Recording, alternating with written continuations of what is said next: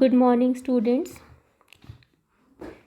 In our last lecture, we were discussing about arithmetic progression, in which we studied how to calculate the nth term of an AP or arithmetic progression, and also the sum of n terms of first n terms of an arithmetic progression. तो एक बार फिर से हम लोग revision करते हैं कि arithmetic progression होता क्या है. तो arithmetic progression is basically a series, a mathematical series of numbers जो कि एक कॉमन डिफरेंस से आगे बढ़ती है. किसी भी दो कॉन्जिक्यूटिव टर्म्स का जो डिफरेंस है that will be same for all the consecutive terms of the series.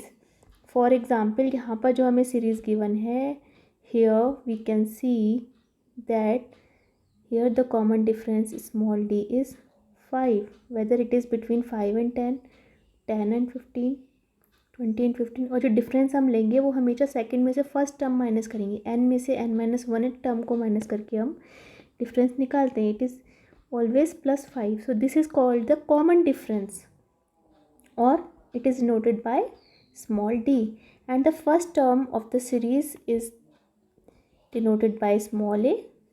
So here 5 is the value of small a and small d is also 5. So here we are required to find out the sum of all the terms in the series. Okay, so we know the first term and here we know the last term also. So अगर हम पहले term को यहाँ पर S1 या A से denote करें, let's say ए से ही डिनोट करते हैं, और जो इसका लास्ट टर्म है उसको हम एस एन से, द लास्ट टर्म उसे एस एन से डिनोट करते हैं, दैट इज़ 50.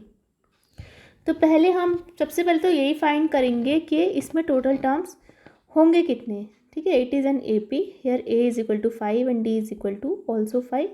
एन हमें फाइंड करना है, तो हमें एन टर्म एस एन पता है 50th. तो हमें देखना है कि जो लास्ट टर्म 50 आ रहा है ये कौन से नंबर का टर्म है, इसका फर्स्ट सेकंड थर्ड इस तरह से कौन से नंबर पे आया है. तो इसके लिए हम formula T N is equal to A plus N minus 1 into D लगा लेंगे, and this way we will find 50 is equal to A की वैल्यू आ गई यहाँ पे 5 प्लस एन की वैल्यू हमें फाइंड करनी है, एंड डी की वैल्यू हो गई है अगेन यहाँ पर 5. इस तरह से जब हम पूरी इक्वेशन को सॉल्व करेंगे तो व्हाट वी विल गेट, पूरी इक्वेशन को पहले आप 5 से डिवाइड कर लीजिए, 1 प्लस एन माइनस 1. तो n की वैल्यू आ गई यहाँ पर 10. ओके, n की वैल्यू आ गई है यहाँ पर 10. Therefore we can say that this 50 is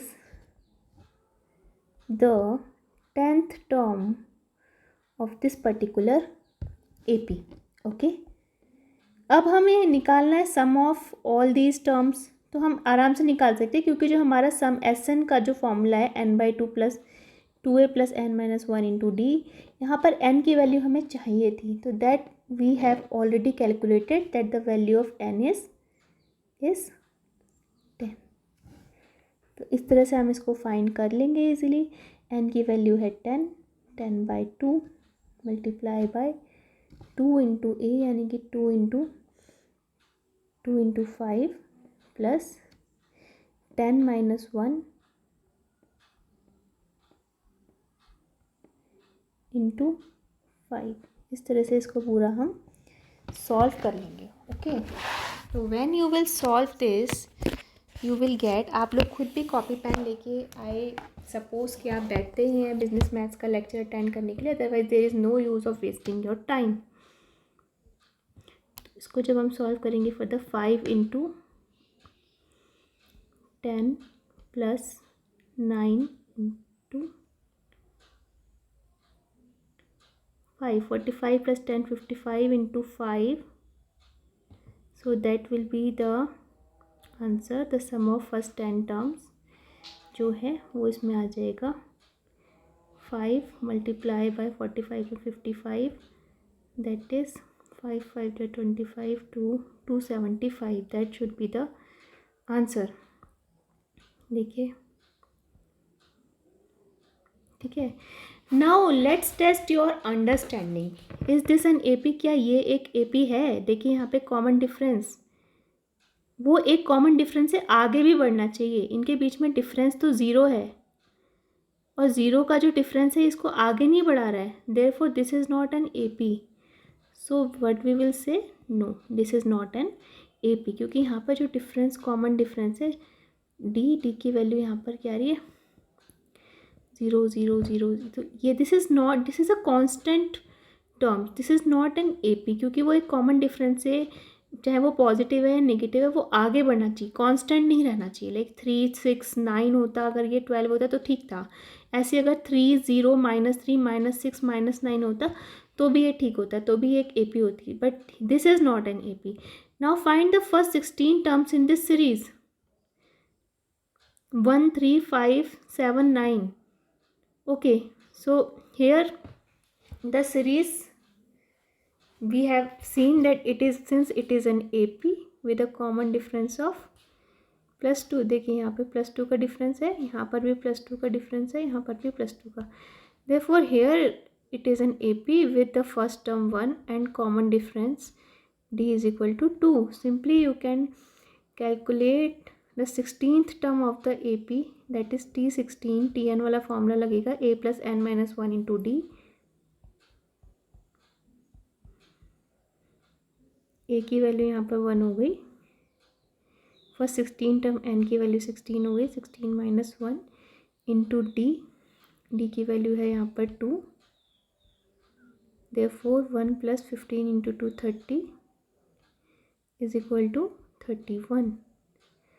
So this is the value of 16th term of this series. Find the 10th term. अब ये जो सीरीज़ है इसमें 10th term पूछा गया है. Again we can see the common difference 22 minus 25, that is -3. So the value of D is -3 here. 19 minus 22 अगर हम करेंगे then also we get -3 as a common difference. यहाँ पर भी -3 आ रहा है, देखिए यहाँ पर भी इनका जो है -3 आ रहा है, therefore this is also an AP with a common difference of -3 and the first term a is equal to, the first term of this series A is equal to 25 and the value of D is -3. यहाँ पर आपसे 10th term पूछा गया है तो इसको भी आप इजीली कैलकुलेट कर पाएंगे. ठीक है, तो इसके लिए आपको क्या करना है, सेम फॉर्मूला लगाना है, Tn is equal to A plus n minus 1 into D. तो देखिए कैसे आप इसको करेंगे.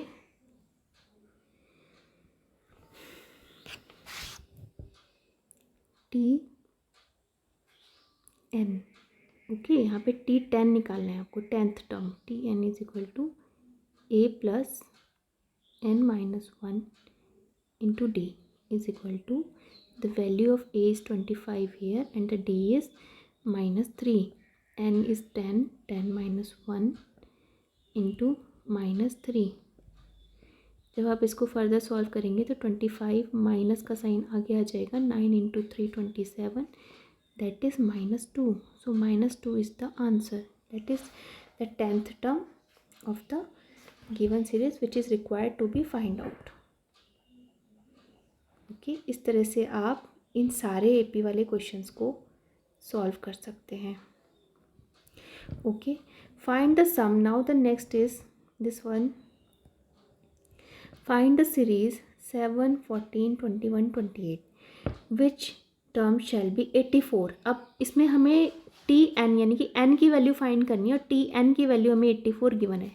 ठीक है, तो इसको आप कैसे करेंगे, देखिए सबसे पहले तो AP का फर्स्ट टर्म आइडेंटिफाई करते हैं विच इज़ 7 हियर. फिर उसके बाद ये जो सॉल्यूशंस मैं आपको करा रही हूँ अपनी नोटबुक में आप साथ के साथ सॉल्व भी करते जाएँ. पहले आप क्वेश्चन को, इस वाले पूरे क्वेश्चन को नोट करिए, उसके बाद जो मैं इसका सॉल्यूशन बना रही हूँ उसको सॉल्यूशन लिख के नीचे से वहाँ से आप इसको प्रॉपर तरीके से सॉल्व करते जाएंगे. ओके,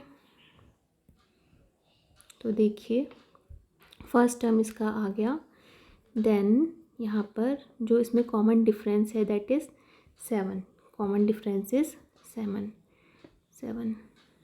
14 माइनस 7, दो first two term consecutive terms का आपने डिफरेंस निकाल लिया, that is also 7. You have to find the the value of n. आपको Tn जो है वो आपको ऑलरेडी 84 गिवन है. Tn का फॉर्मूला आपको पता ही है, a plus n minus 1 into d, और इसकी वैल्यू कितनी है 84 है. ओके, तो you have to find 84 is equal to 7 plus n minus 1 into 7. पूरी इक्वेशन को आप इजीली 7 से डिवाइड कर सकते हैं यहाँ पे. ओके, तो देखिए जब फर्दर आप इसको सॉल्व करेंगे तो व्हाट यू विल गेट, जब आपने 7 से डिवाइड किया तो 12 आया. 1 प्लस n माइनस 1, 1 से 1 कैंसिल हो गया. So the value of n is 12 here. Therefore we can say that this 84 is the 12th term of this particular AP. okay, इस तरह से आप इस क्वेश्चन को भी सॉल्व कर लेंगे. तो बाकी के जो क्वेश्चंस हैं आप देख सकते हैं, आप इजीली इनको सॉल्व भी कर सकते हैं. ओके, और बाकी मैंने आपको कहा ये बिजनेस मैथ्स की काजी ज़मीरुद्दीन की जो बुक है वो आपको लाइब्रेरी से इशू होगी. So you can come to the college and get your book issued by Kalpana ma'am. Find the sum of first 10 number in the series 3, 7, 11 and इसमें आपको फर्स्ट 10 नंबर्स का सम बताना है. कौन सा फॉर्मूला लगेगा, Sn is equal to n/2 2a plus n minus 1 into d. Okay, ये formula आप इसमें अप्लाई करेंगे. आपको पता ही है the value of a is 3 here and the value of d is 7 minus 3 that is 4.